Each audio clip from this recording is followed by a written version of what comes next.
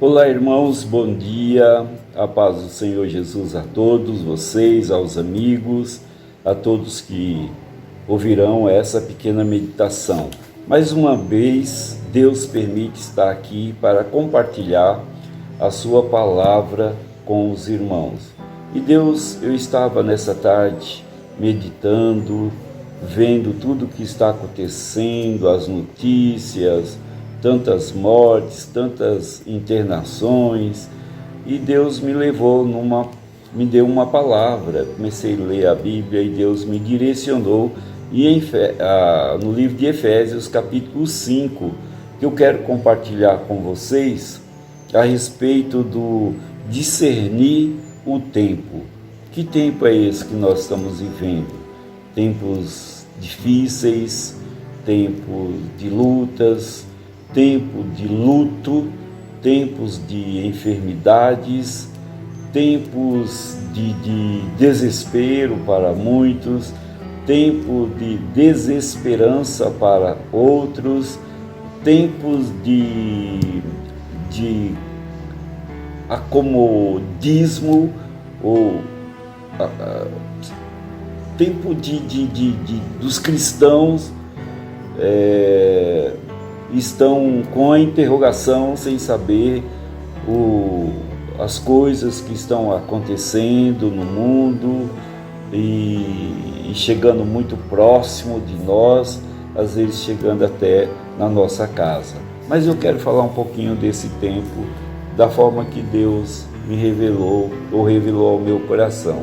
Olha que diz Efésios capítulo 5, a partir do versículo 14, bem rapidamente, tá bom? Essa é uma meditação rápida, então já passaram 2 minutos, ok? Efésios 5, versículo 14. Por isso é que se diz: desperta, você que está dormindo, levante-se dentre os mortos, e Cristo o iluminará.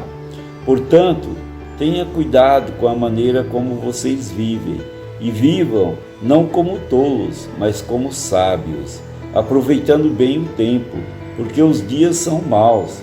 Por essa razão, não sejam insensatos, mas procure compreender qual a vontade do Senhor. Amém, irmãos? Até aqui, um texto muito presente, muito presente. E eu estava pensando nessa palavra despertar, que o apóstolo Paulo escreve para a igreja de Éfeso. Despertar. E aqui muitos cristãos, como eu falei, estão adormecidos, como diz o apóstolo, acomodados. Eu estou falando para o povo cristão. Cristão é aqueles que são os discípulos de Cristo, que já entregaram as suas vidas ao Senhor Jesus. Vive uma vida religiosa tranquila, não é?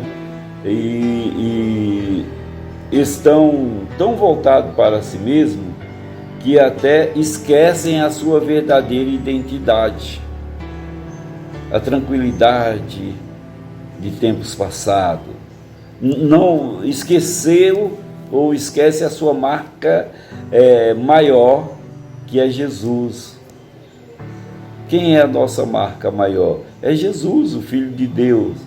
Esquecemos que o sangue do Cordeiro, o sangue de Cristo, derramado na cruz, que alimenta o nosso coração, que irriga as nossas artérias, que chega até o nosso coração para nos dar vida.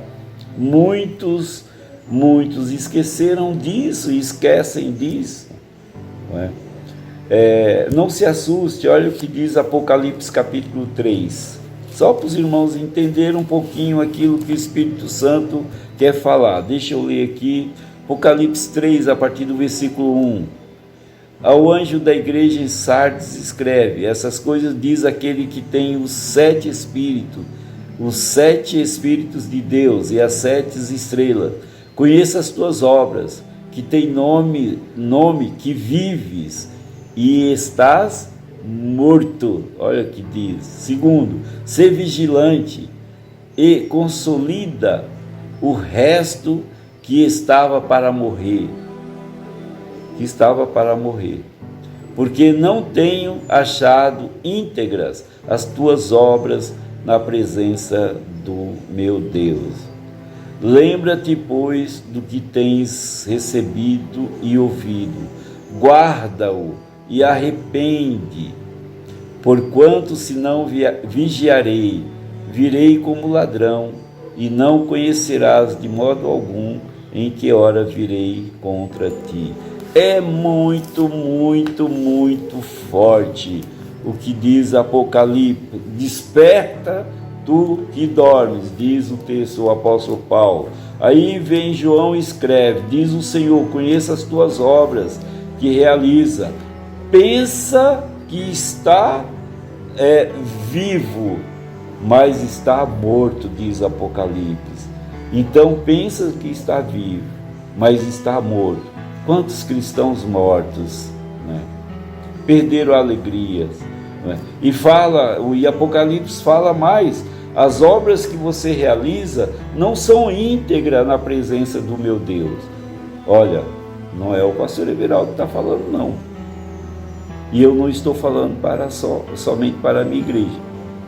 Deus manda falar para todos aqueles que vão ouvir essa palavra, ou que ouvirão essa palavra. As obras que você realiza não são íntegras na presença do meu Deus, diz João para nós. Neste dia, você pensa que está vivo, mas você está morto, diz João.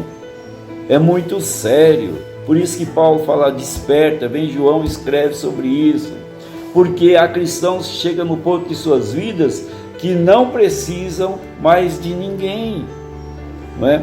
O papo com Deus o Senhor me conhece, já fiz isso, aquilo, eu sou o cara. Ou seja, eu já dei aula, eu já preguei, eu prego, eu faço visita, eu faço tudo dentro da igreja, já vivo há anos dentro da igreja, sei trabalhar com criança, sei trabalhar com adulto, aconselho, faço isso, aquilo, né? Então este é o cara. Esse cara chega num ponto que não precisa mais nem de Deus, ele sabe tudo, não lê mais a Bíblia porque já conhece a Bíblia toda, não é verdade? Então ele chega num ponto, olha,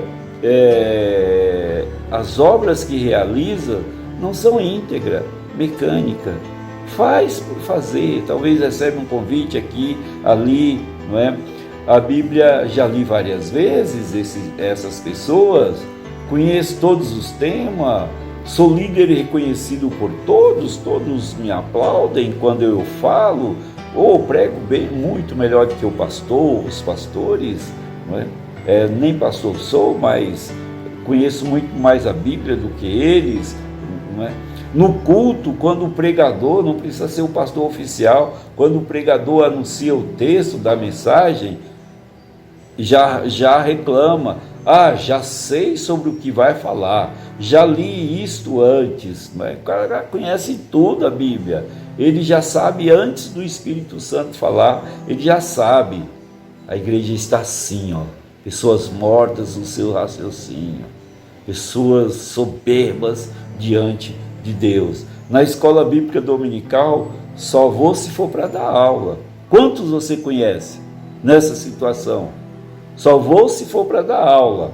Aqueles que estão lá são muito fraquinhos, nem conhecem a Bíblia direito, e etc, etc, etc, etc. Olha o versículo 15 que eu li, do capítulo 5. Tenha cuidado com a maneira como vive. Deus falando com você, tenha cuidado da maneira que vive.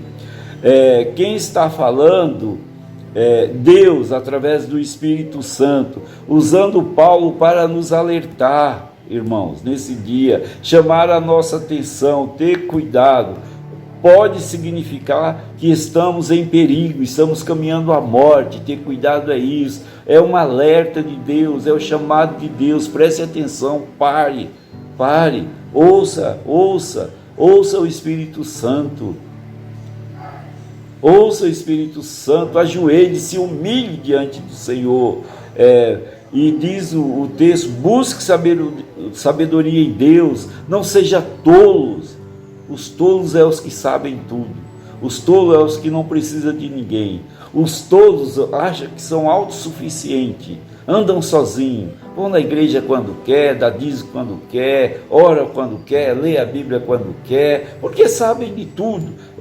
Paulo está falando que você é um tolo, Você precisa de sabedoria, buscar sabedoria em Deus. Isso é o versículo 15 que está falando. Tenha cuidado da maneira como vive. É muito forte, é muito sério essa palavra. Versículo 16, aproveite bem o tempo. Diz Paulo em Tiago que o nosso tempo aqui na terra é como a neblina, aparecem e rapidamente desaparecem. Aproveite bem o tempo, não é? Você está usando o teu tempo para Deus ou para você mesmo? Em ganhar dinheiro, em ter, em fazer, etc, assistir teus programas prediletos, os teus filmes, tudo isso, né? E para encerrar, versículo 17, não sejais insensatos, tolos, insensatos, e eu quero fazer algumas perguntas aqui, que Deus manda te fazer. Você sabe quem você é? Você sabe quem morreu na cruz por você? Você sabe o preço que Jesus pagou na cruz para te dar vida? Você sabe? Qual é a tua marca maior? O teu conhecimento? A tua soberba? A autossuficiência? Ou é Jesus? Os mansos herdarão essa terra. Aquele que é humilde de coração conhecerão e verão a Deus. Presta atenção sobre isso, né? Busque ajuda em pessoas. Eu estou falando pessoas. Você acha que sabe tudo, mas Deus vai colocar anjos do teu lado para te levar a se humilhar, a conhecer, a confessar pecados diante do Senhor. Você sabe, muitos cristãos estão completamente desorientados, parece que levaram uma paulada na cabeça, não lembra de nada, não sabe o nome, igual um acidente. Quando vem o bombeiro, você pode me falar o seu nome? Se a pessoa não sabe o nome, está desorientada, precisa de ajuda, socorro urgente. A igreja está cheia de desorientado, precisando de ajuda. Busque conhecer a vontade do Senhor para a sua vida. Amém? Olha, eu quero falar um pouquinho já, 1 minuto sobre o Covid. Nós estamos orando, os pastores metodistas estão orando, as igrejas estão orando, estão indo para as ruas se humilhando. Mas você já pensou na tristeza de Deus? Já pensou na tristeza de Deus? Sobre nós, ou conosco? Deus está triste com o seu povo. Então vamos orar. Segunda Crônicas 7,14, se meu povo orar, se humilhar, pedir perdão pelos seus pecados, eu ouvirei dos céus e curarei a terra. É palavra de Deus. Eu não estou falando que isso é maldição, não tem conhecimento, não tem autoridade para falar isso, mas pensa na tristeza de Deus. Vamos colocar a nossa boca no pó, irmãos. Vamos nos humilhar na presença do Senhor para que Ele tenha misericórdia de nós e tira e nos liberte dessa soberba. Antes da pandemia, os cristãos nem na igreja estavam indo mais, os cultos vazios, frios, e hoje sentem falta de estar junto, de falar, de abraçar, de ligar, de almoçar, de jantar junto. Pensa sobre isso. Você já pensou? Já pensou? Então pensa. Desperta, como diz o Senhor. Querido Deus, tem misericórdia de nós. Pai, continua falando aos nossos corações e que essa palavra vá de encontro a todos aqueles que precisam, em nome de Jesus, aqueles que te buscam, e para que haja conserto, para que haja crescimento, para que haja santidade, em nome de Jesus eu te peço e agradeço. Amém. Amém. Deus abençoe. Gostaria de falar mais, mas o tempo é este. Ouça a voz do Espírito Santo.